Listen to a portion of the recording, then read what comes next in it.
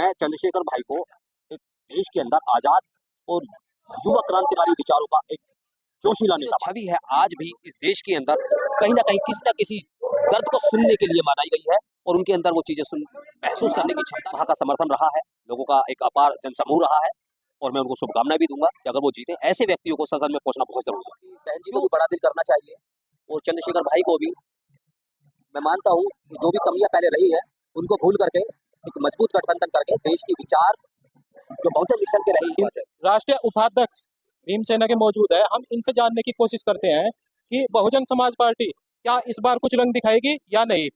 आपका क्या नाम है? मैं विजेंद्र भारती है। गाजियाबाद जनपद में आज बसपा प्रमुख आदरणीय बहन कुमारी मायावती जी की रैली थी। सबसे पहले तो मैं उनका गाजियाबाद की सरजमीन पर स्वागत करता हूँ।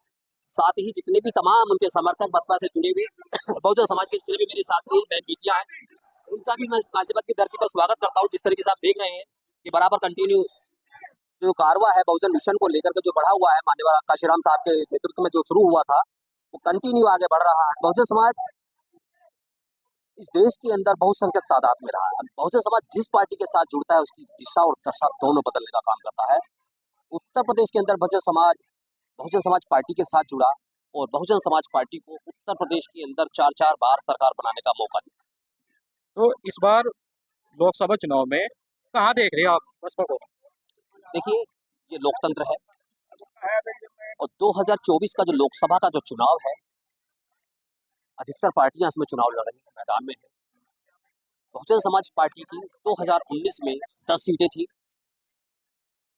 बहुजन समाज पार्टी का एक भी सांसद अब ऐसा नहीं है जो रिपीट होकर के दोबारा चुनाव लड़ रहा है। कहीं ना कहीं या तो वो पार्टी छोड़ चुके हैं, पार्टी के साथ गद्दारी कर चुके हैं, या उन लोगों का टिकट काटा गया। तो कहीं ना कहीं आपको ये नहीं लगता कि जो पिछले लोकसभा चुनाव में गठबंधन हुआ था और इस बार भी अगर गठबंधन होता तो स्थिति बेहतर हो सकती थी?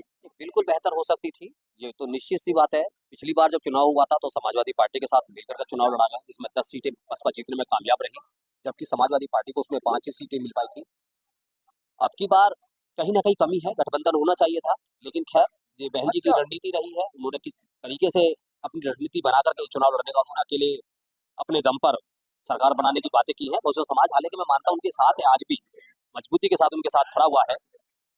कहीं ना कहीं ये नैरेटिव माना जाता है कि जो मोदी सरकार है वो अगर गठबंधन ना हो विपक्ष का तो वो घेरते हुए नजर आते हैं और विपक्ष वहां पर कमजोर पड़ता नजर आता है। देखिए, ये तो स्वाभाविक सी बात है। किसी के हाथ में अगर आप 4 लकड़ी दे दीजिएगा और उससे कहें किसी भी बच्चे को इसको तोड़ने के लिए, वो शायद उसको ना तोड़ पाए। तो अगर एक एक की अगर दी जाए तो वो निश्चित तौर पर उनको तोड़ देगा। संगठन, परम पूज्य बाबा साहब डॉक्टर अम्बेडकर ने हमें जो 3 मूल मंत्र दिए, उसमें सेकंड मंत्र उन्होंने यही दिया था, संगठित संगठन। जब तक आप संगठित रहेंगे, निश्चित तौर पर आपको कोई हरा नहीं सकता।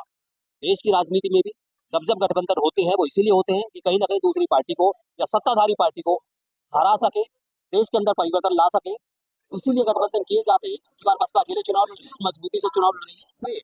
बहुजन समाज की जितनी भी पार्टी है, चाहे आप समाजवादी पार्टी देख लो या नई नवेली पार्टी या आजाद समाज पार्टी, जो भीम आर्मी के राष्ट्रीय अध्यक्ष हैं, नगीने से चुनाव लड़ रहे इस बार। तो ये देखने को मिला है कि जो गठबंधन है उनके साथ नहीं हुआ, या बसपा का नहीं हुआ, समाजवादी पार्टी का नहीं हुआ। तो ऐसा क्या कारण रहा कि उनको वे साथ लाने में कामयाब नहीं हो पाए?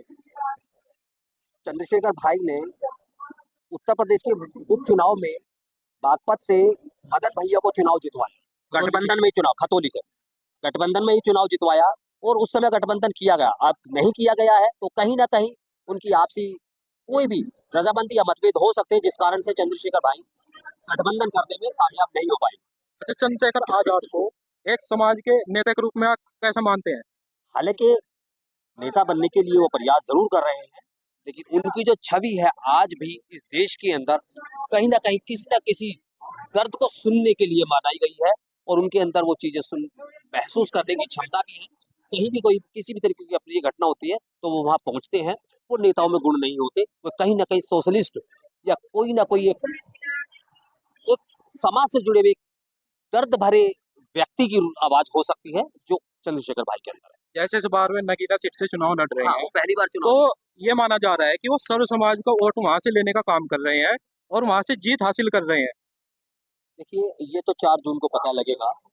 वहाँ बसपा ने भी चुनाव लड़ा है, क्योंकि जो पहली सीट जो रही है वो बसपा की ही रही है।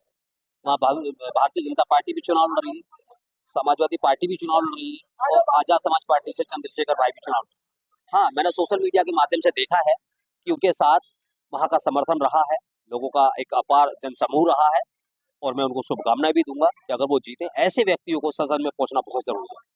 क्यों?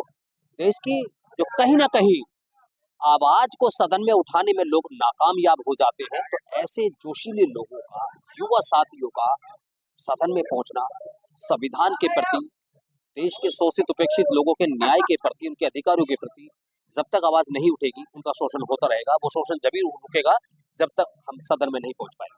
तो क्या आपको लगता है आने वाले जो विधानसभा चुनाव है 2027 के कहीं ना कहीं साथ लेते हुए नजर आएंगे बसपा और आजाद समाज पार्टी गठबंधन होगा कहीं ना कहीं? देखिए, मैं तो कहता हूँ कि बहन जी को भी बड़ा दिल करना चाहिए और चंद्रशेखर भाई को भी। मैं मानता हूँ कि जो भी कमियां पहले रही है उनको भूल करके एक मजबूत गठबंधन करके देश की विचार जो बहुजन मिशन के रही उन पर दोनों पार्टी को खड़ा होकर के एक मजबूत से चुनाव लड़ा। क्योंकि कहीं ना कहीं जो आजाद समाज पार्टी के राष्ट्रीय अध्यक्ष हैं वो ये कहते हैं कि बहन जी को मैंने बात पहुंचानी चाहिए पर वो मिलना नहीं चाहती। देखिए, ये तो बहन जी जाने या चंद्रशेखर भाई जाने क्या है क्या नहीं है, ये बातें तो बहन जी बता पाएंगे, उनके प्रतिनिधित्व करने वाले वो लोग बता पाएंगे। कौन कहाँ तक पहुंचा है, किसने कहाँ आवाज पहुंचाई है, ये केवल एक दवाबाजी ही रही है। निश्चित तौर पर इनमें मैं सच्चाई तो नहीं कह सकता। भाई चंद्रशेखर ने कई बार इस चीजों को बोला है, लेकिन बहन जी की तरफ से या उनके कहीं ना कहीं मीडिया कर्मी की तरफ से कोई ऐसा ट्वीट सामने नहीं आया कि चंद्रशेखर भाई ने वहां तक अपनी आवाज पहुंचाई। आखिरी सवाल, बसपा इस बार उत्तर प्रदेश से कितनी सीट जीत गई? ऐसा मैं भी कुछ नहीं कह सकता।